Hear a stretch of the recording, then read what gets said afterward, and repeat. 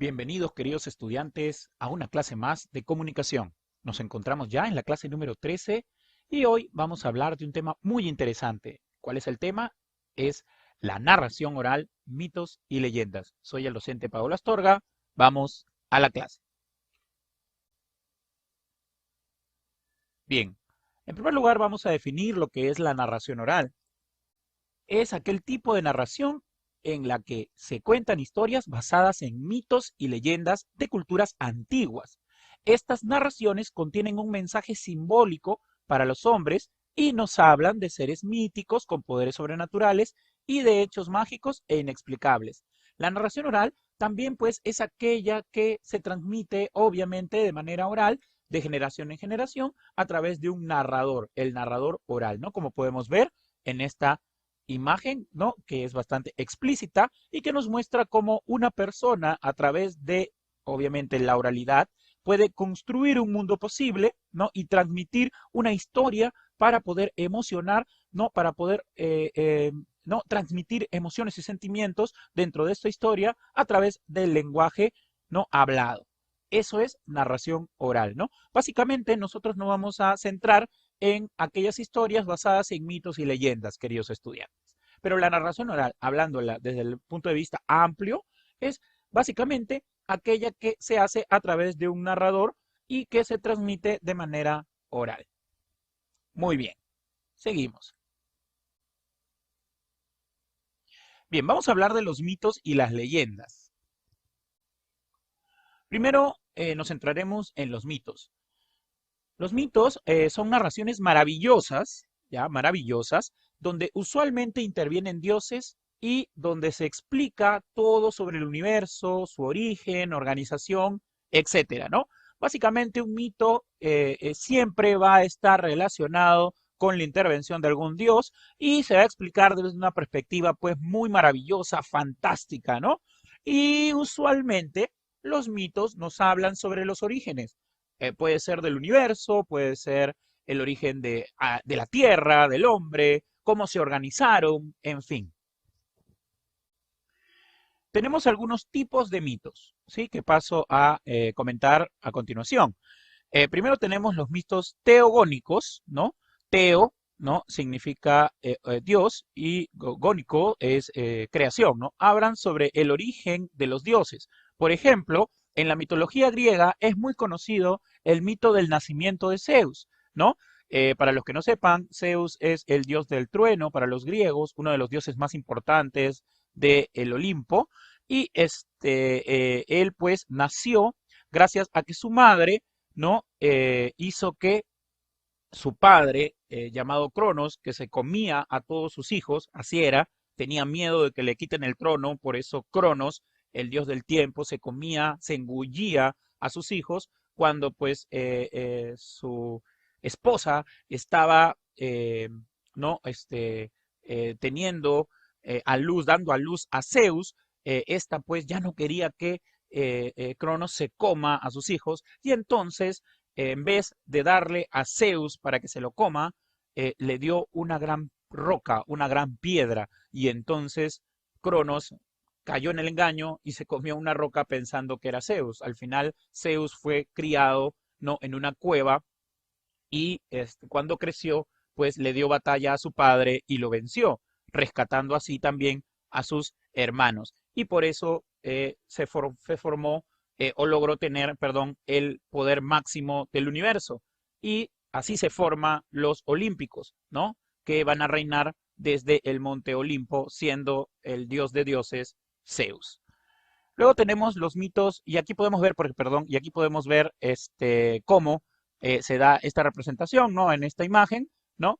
Se le da aquí a, ¿no? A Cronos una roca, ¿no?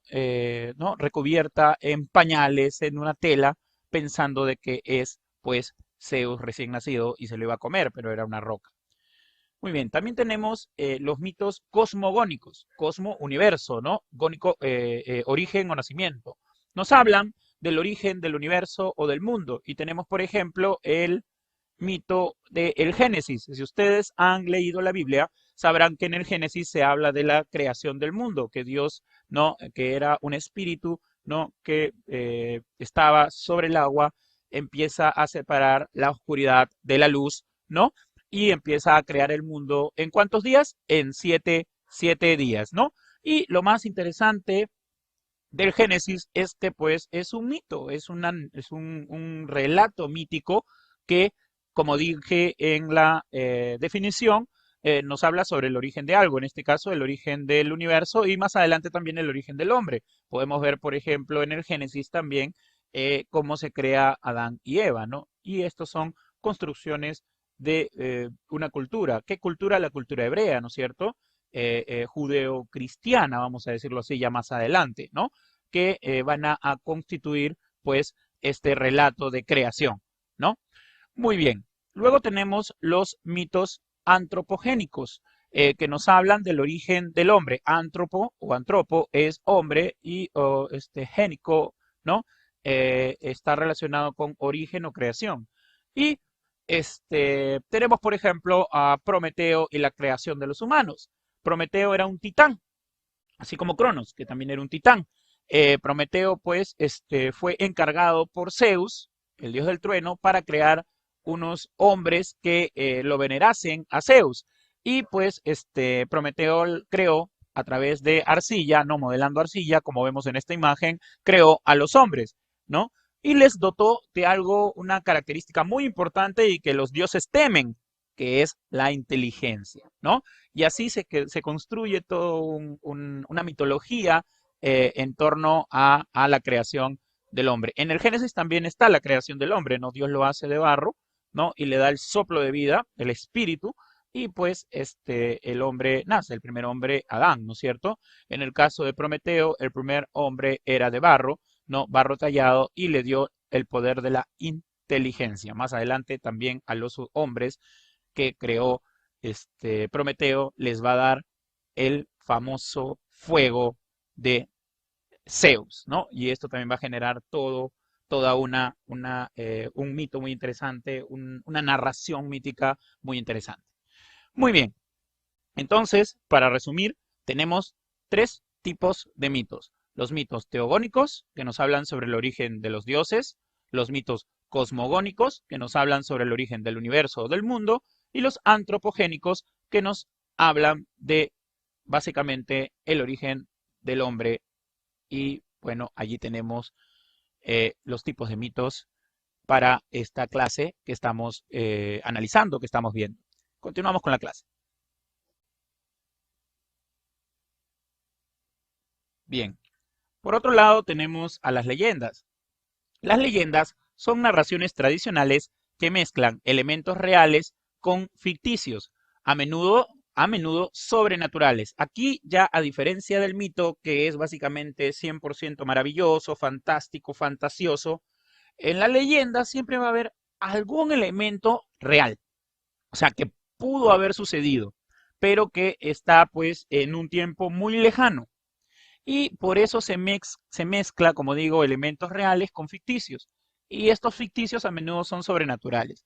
Va a predominar las historias sobre héroes, y esto es muy importante, sobre héroes, personajes poderosos o de suma importancia para un pueblo, para la identidad de un pueblo. Si ustedes investigan un poco, queridos estudiantes, ahora que tienen mucho tiempo, se darán cuenta de que muchas naciones poderosas, Grecia, Roma, Alemania, en fin, hasta nosotros, hasta la peruana, e investigan sobre su origen, su historia, se van a dar cuenta de que todas las culturas tienen leyendas que están relacionadas con su identidad cultural, ¿no? Y lo van a ver, por ejemplo, para los griegos, los héroes griegos como Aquiles, Odiseo, Héctor son muy importantes, son parte de su identidad cultural, ¿no? Para nosotros, Manco Cápac, los hermanos Ayar son muy importantes para nuestra identidad cultural, ¿no? Para los europeos, básicamente los ingleses, el rey Arturo y su Excalibur es muy importante para una identidad cultural, porque estos personajes expresan una identidad cultural de origen, ¿sí? Del origen de estos pueblos, de estas naciones. Muy bien, vamos a ver algunos tipos de leyenda. Bien, tenemos por ejemplo las leyendas etiológicas, ¿ya? que nos hablan del origen de algún fenómeno natural, ¿no? Por ejemplo, la leyenda de los hermanos Ayar. En la leyenda de los hermanos Ayar se nos habla de diversos fenómenos naturales a lo largo del relato. Recuerden que aquí, pues, en los hermanos Ayar tenemos diferentes hermanos que a lo largo del relato se van convirtiendo en diferentes, por ejemplo, animales o en rocas, en fin. Entonces, esta constitución de estos hermanos, esta transformación de estos hermanos, nos explica el origen de algunos fenómenos naturales. Luego tenemos las leyendas históricas, que son creo que las más importantes dentro de las leyendas. Son aquellas que narran historias de héroes, personajes poderosos o significativos para una comunidad o pueblo, una comunidad, pueblo o nación. Y esto es lo que estaba explicando hace un momento, queridos estudiantes. Por ejemplo, tenemos la leyenda del rey Arturo, ¿sí? ¿No? Este rey que se convirtió en rey gracias a que pudo sacar de una roca muy no profunda, estaba enterrada la espada, la famosa espada Excalibur. Aquí podemos ver, ¿no? Una representación en imagen. O la leyenda de Aquiles, ¿no? Este semidios, hijo de Tetis y Peleo, que pues luchó en la guerra de Troya, ¿no? Aquiles era un semidios. Se cuenta, según la leyenda, que su mamá Tetis, para hacerlo inmortal, lo sumergió en el famoso lago Estigia, ¿no? Un lago que, entre comillas, te hace inmortal, y lo sumerge, cuando era muy bebé, lo sumerge, pero para que el bebé no se ahogue, lo sumergió agarrándolo del talón, para que no se ahogue, pues, ¿no? Y entonces al sumergir su mamá a Aquiles, lo volvió inmortal, pero con una parte vulnerable. ¿Cuál era la parte vulnerable de Aquiles? Su talón. Y en la guerra de Troya era muy temido, en la famosa guerra de Troya, ¿no? Muy temido, era muy fuerte. Él logra matar a Héctor en venganza porque Héctor había matado a su amigo, a su amado amigo Patroclo, pero va a terminar siendo muerto por una flecha que va a caer. Adivinen dónde, queridos estudiantes, cae esa flecha. Sí, en el talón. Una flecha en el talón lo va a matar, en el único punto débil de Aquiles, ¿no? Y pues obviamente Aquiles es la representación, la idea simbólica que tenían los antiguos griegos de la fuerza, del poder físico. Muy bien, continuamos entonces con la clase.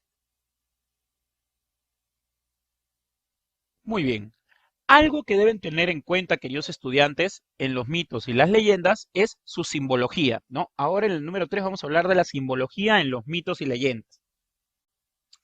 Los mitos y leyendas se entiende como una simbología, es decir, cada mito guarda un mensaje bastante rico para el hombre. Y para entender los mitos debemos de dejar los prejuicios, eso es importante, e interpretar los símbolos que los mitos y las leyendas contienen. Recordemos que los mitos y leyendas fueron escritos en un tiempo muy lejano y cada cultura que fue expresando, ¿no? Transmitiendo y difundiendo estos mitos y estas leyendas, tenían una idiosincrasia, una forma de ver, una cosmovisión que hoy quizás nosotros ya no tenemos. Y entonces cuando nosotros leemos estos mitos, que para nosotros son mitos o leyendas, pues a veces nos parecen un poco ridículos e ilógicos, pero para la gente que los guardaba, que los difundía, no eran mitos ni leyendas, sino eran verdades, ¿no? Eran formas de transmitir una identidad cultural y obviamente estaba relacionado con la forma en cómo vivían estos pueblos. Bien, vamos a algunos ejemplos, ¿no? Por ejemplo, el mito del diluvio simboliza la purificación de la humanidad corrompida por su soberbia, ¿no? Y aquí podemos ver una imagen relacionada con el diluvio. Ojo, esta idea del diluvio se va a repetir en muchas culturas, en muchos mitos de diferentes culturas, por si acaso. O en la leyenda de Manco Cápac y Mama Ocllo, que es muy conocida por todos ustedes, esta va a simbolizar la instauración de una sociedad civilizada, Imperio de los Incas, donde la técnica, agricultura y ganadería son formas más complejas de desarrollo económico. O sea, eso es básicamente lo que simboliza, ¿no? Es, en suma, la fundación divina de un pueblo poderoso, los incas, ¿no? ¿Cómo se da origen de los incas? Esa es la pregunta, ¿no? ¿Cómo se da el origen de los incas? Y la respuesta, pues, es una leyenda, la leyenda de Manco Cápac y Mama Ocllo, que son símbolos. ¿Qué es un símbolo? Es una representación significativa, ¿no? Los personajes, la historia simboliza algo, significa algo que debe de interpretarse. En el caso de la interpretación de la leyenda de Manco Cápac y Mama Ocllo, significa la instauración de una sociedad civilizada en donde lo más importante es la técnica de agricultura y ganadería. Eso hace que se civilice una sociedad, ¿no? Un pueblo. Y obviamente estas como formas de desarrollo complejo desde la perspectiva económica. Y en suma, esta leyenda, perdón, es la fundación divina, porque ellos, tanto Manco Cápac como Mama Ocllo, son hijos de ¿quién? Del Inti, del dios Sol, ¿no? Por ende, como son un pueblo que está protegido por el dios de dioses, el Inti, es un pueblo poderoso. ¿De qué pueblo estamos hablando? De los incas. Muy bien, continuamos. Ahora, vamos a la número 4. En la número 4 vamos a ver los diversos temas míticos y legendarios. ¿Existe una diversidad temática en los mitos y las leyendas? Sí, pero también existen ciertos temas que se van a repetir, ya se los dije. En los mitos y las leyendas de cada cultura o civilización, siempre se repiten algunos elementos básicos en la construcción de la narración llamados mitemas. Esto es muy importante, ¿ya? Los mitemas. ¿Qué es un mitema? Aquí está. Los mitemas son elementos que se repiten a menudo en los diversos mitos y leyendas de diversas culturas. Vamos a algunos ejemplos. La creación del mundo, en todos los mitos y leyendas de cada cultura, siempre hay una narración sobre la creación del mundo. El diluvio, también el diluvio, casi todas las culturas tienen una narración sobre el diluvio, por si acaso. No solamente la hebrea, con el diluvio universal y Noé, no. Todas las culturas tienen su mito, su narración sobre el diluvio, hasta la peruana. Profesor, ¿y la peruana cómo es? Ah? ¿Cómo es el mito del diluvio? Sí hay. Investiguen un poco. Hay un libro que se llama Dioses y Hombres de Huarochirí, ¿sí? En donde se nos narra un diluvio también, la historia de un diluvio. Yo les recomiendo que lo investiguen y lean de qué trataba. Y ojo, Dioses y Hombres de Huarochirí es un libro de tradición oral, es un libro de tradición oral que mezcla leyendas con mitos y que es peruano, escrito en quechua y obviamente traducido en los años 60 por el escritor peruano José María Arguedas.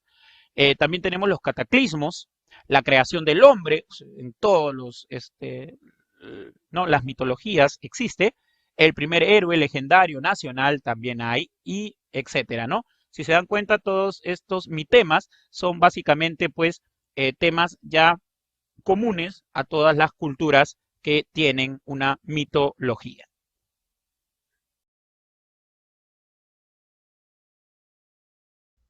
Eco y Narciso, un amor no correspondido. Eco era una ninfa de las montañas. Su belleza era excepcional, pero más excepcional era su voz. De sus labios salían las palabras más bellas y profundas jamás pronunciadas. Los que tenían la suerte de escucharla quedaban embelesados, prisioneros de la exuberancia y el deleite. Esta ninfa, que amaba sobremanera su propia voz, la cual creía era un don, terminó siendo su perdición. Era una de las diosas más importantes del Olimpo, esposa del majestuoso Zeus, se había enterado de la relevancia que estaba tomando Eco. La diosa estaba muy preocupada de que su marido, conocido por su gran poder, pero también por sus grandes infidelidades, intentara seducir a la ninfa. Sus miedos se hicieron patentes al enterarse que, efectivamente, el dios del trueno la había engañado, consumando su infidelidad con la bella ninfa. Hera, cegada por los celos, castigó a Eco, quitándole la voz y haciendo que, cada vez que alguien hablara frente a ella, ésta repitiera la última palabra una y otra vez. Con el castigo impuesto, Eco se refugió en el campo. Los días de retiro eran largos y desencantados. La ninfa, que extrañaba su voz, no podía hacer más que contemplar la naturaleza, el susurro de los árboles en su vaivén y el río cantando en su cauce una melodía interminable. Escuchaba el trinar de las aves y el rugir de las bestias, mientras su corazón se atribulaba, perdido en la nostalgia de ya no poder sentir la belleza de sus palabras. Y no solo la desilusión colmaba sus días, sino que la soledad también iba ganando terreno, mientras el tiempo, implacable, transcurría hasta hacer de la naturaleza una simple rutina. No obstante, una mañana, mientras recorría el inmenso bosque, divisó a un joven de belleza excepcional. Se llamaba Narciso, hijo de la ninfa Liriope y del dios Cefiso. Su hermosura era poderosa, mas su madre temía por ese don y entonces fue a donde uno de los adivinos más famosos del mundo griego antiguo, llamado Tiresias, para saber sobre el destino de su hijo. Este le profetizó que Narciso viviría muchos años, siempre y cuando nunca se llegara a conocerse a sí mismo. Un día, mientras Narciso estaba en el bosque cazando ciervos, la ninfa Eco lo vio. Quedó enamorada instantáneamente de su extremada belleza. La ninfa lo siguió sigilosamente por todo el bosque, perdida en el ensueño del amor. ¿Cómo deseaba hablarle? Tenía unas incontrolables ansias de expresarle su afecto, pero le era imposible, pues el castigo recibido por Hera le impedía hablar y ser ella. Narciso pronto se dio cuenta de que alguien lo seguía. Preocupado preguntó: ¿quién anda ahí? Y la respuesta de Eco se repetía: ahí, ahí, ahí, ahí. Si eres una criatura maléfica, muéstrate para darte pelea, volvió a decir Narciso, mas la ninfa solo repetía: pelea, pelea, pelea. Las preguntas siguieron dándose y la ninfa condenada solo podía repetir la última palabra pronunciada por el bello joven. Sumergida en la frustración y llena de deseo, optó por acercarse y darle un intenso abrazo. El joven, confundido por tal arrebato, se alejó de ella, no sin antes exigirle que lo dejara en paz y lanzándole una injuria que hizo añicos el corazón de la ninfa. Eco quedó devastada y se refugió en una cueva por el resto de sus días. Presa del desengaño y la tristeza, poco a poco fue desapareciendo hasta que solo quedó su voz repitiendo eternamente las palabras de un amor no correspondido. No obstante, Némesis, la diosa de la venganza, había sido testigo de todo lo sucedido con la ninfa. Sin perder tiempo, tomó cartas en el asunto y maquinó un plan para castigar al vanidoso Narciso. Como sabía que la belleza del joven era hechizante, logró convencerlo con engaños para que acerque su rostro a un arroyo de agua tan transparente como un espejo. Cuando Narciso se vio reflejado en el arroyo, quedó enamorado de sí mismo, a tal punto de quedar atrapado en el ardiente anhelo de perderse en su propia imagen en el agua. Cuando el hermoso joven no resistió más e intentó abrazar su propio reflejo, cayó al arroyo y terminó ahogándose. Se cuenta que al morir, Narciso acabó en el inframundo, atormentado hasta la eternidad por su propio rostro reflejado en el río Aqueronte. El joven quedó condenado a un eterno y doloroso deseo de posesión, atrapado para siempre en su vanidad. Finalmente, se cuenta también que en el arroyo donde perdió la vida, creció una flor tan hermosa que pronto tomó su nombre. Muchísimas gracias por prestar atención en el video. Espero que les haya gustado. Conmigo será hasta una próxima ocasión. Les ha hablado el profesor Paolo Astorga sobre la narración oral, mitos y leyendas.